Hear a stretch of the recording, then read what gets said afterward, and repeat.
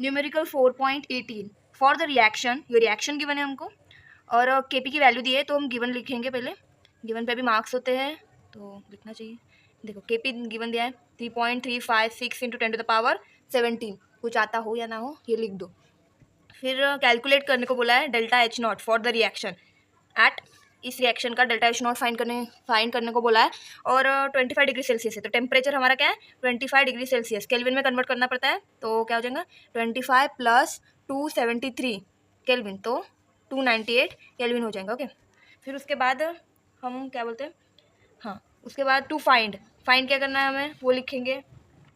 Okay, तो find करना है delta G not.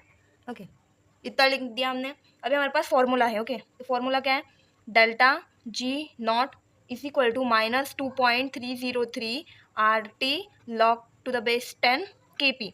Log to the base 10 नहीं भी लिखा तो भी लॉग के बेस में 10 ही होता है। ओके, तो हमारे पास के पी की वैल्यू है, टेम्परेचर है, आर क्या होता है गैस कांस्टेंट। ओके, उसकी वैल्यू होती है 8.314। ओके, 8.314 उसकी वैल्यू होती है। उसका unit joule, kelvin inverse, mole inverse होता है। आफ्टर दैट हम वैल्यूज पुट करेंगे। ओके, -2.303 ओके इंटू आर की वैल्यू है 8.314 इंटू टेम्परेचर की वैल्यू है 298 into log to the base 10, K P की वैल्यू क्या है 3.356 इंटू 10⁻17।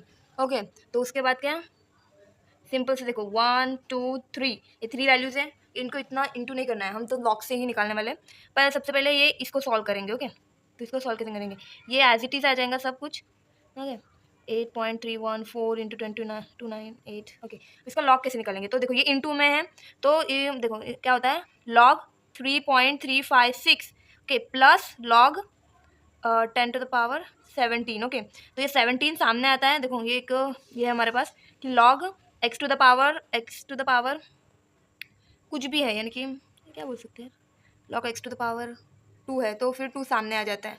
ओके, तो ऐसे ही है ये, तो इंटू लॉग इसकी वैल्यू, लॉग तो आपको देखना आता है ना। देखो पहले सीपी देखना पड़ता है, दैट इज पॉइंट के पहले जो भी नंबर होता है उसमें से एक नंबर को माइनस करना पड़ता है। तो पॉइंट के पहले एक ही नंबर है तो 1 - 1 0 पॉइंट, और 33 की वैल्यू 5 में, मीन डिफरेंस 6 में देखो, तो अब वैल्यू हो जाती है 5258। ओके, प्लस ये 17 आ जाएगा, 17 सामने है, और लॉग 10 की वैल्यू क्या होती है 1।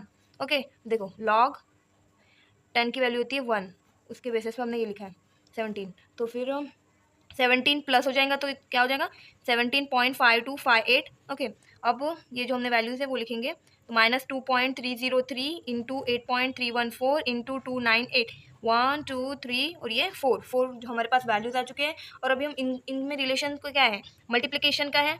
ओके, तो इनके जो लॉग होंगे, लाइक लॉग इसका लॉग सिंपली इसका लॉग चारों के भी लॉग का एडिशन करेंगे और उसका एंटी लॉग निकालेंगे, वो हमारा फाइनल आंसर होगा। ओके, कितना सिंपल था ये क्वेश्चन। देखो तो इसका लॉग कैसे निकालते हैं, पहले सीपी, सबके सीपी निकालेंगे, तो पॉइंट के पहले एक डिजिट है तो सीपी का फॉर्मूला होता है n-1, यानी कि पॉइंट के पहले जितने नंबर है, एक नंबर है 1 - 1 0, इसका भी 0, पॉइंट के पहले एक ही नंबर है, या इसके पॉइंट के पहले 3 नंबर है तो 3 - 1 इज इक्वल टू 2, तो 0 पॉइंट, इसका 2 पॉइंट और इसका 2 - 1 1 पॉइंट। ओके, फिर और इनका देखो 23 का लॉग 0 में देखो, और मीन डिफरेंस 3 में देखो लॉग बुक में। और अगर लॉग बुक नहीं देखने आती है तो वो भी बताओ कमेंट्स में, मैं समझा के दूंगी। ओके, तो 3623 इसका आता है 9198 4742 एंड 2437, तो 0000.5। और एंटी लॉग कैसे दिखते हैं, पॉइंट के बाद वाले डिजिट, तो 00 का एंटी लॉग क्या आएगा, सिंपल 1 आएगा। और इंटू क्या लिखते हैं 10 टू द पावर में पॉइंट के पहले वाले नंबर लिखते हैं 10 टू द पावर 5, तो हमारा एंटी लॉग क्या आ गया 5 है, तो 50100000। ओके, तो जो डेल्टा जी नॉट है वो क्या हो गया 1.00000। ओके, तो ये मतलब किस में आया, देखो पॉइंट नहीं, पॉइंट तो यहाँ पे था, हमने शिफ्ट किया है यहाँ पे, तो पॉइंट तो नहीं आएगा, तो 0। ओके, तो वो आ जाएगा मोल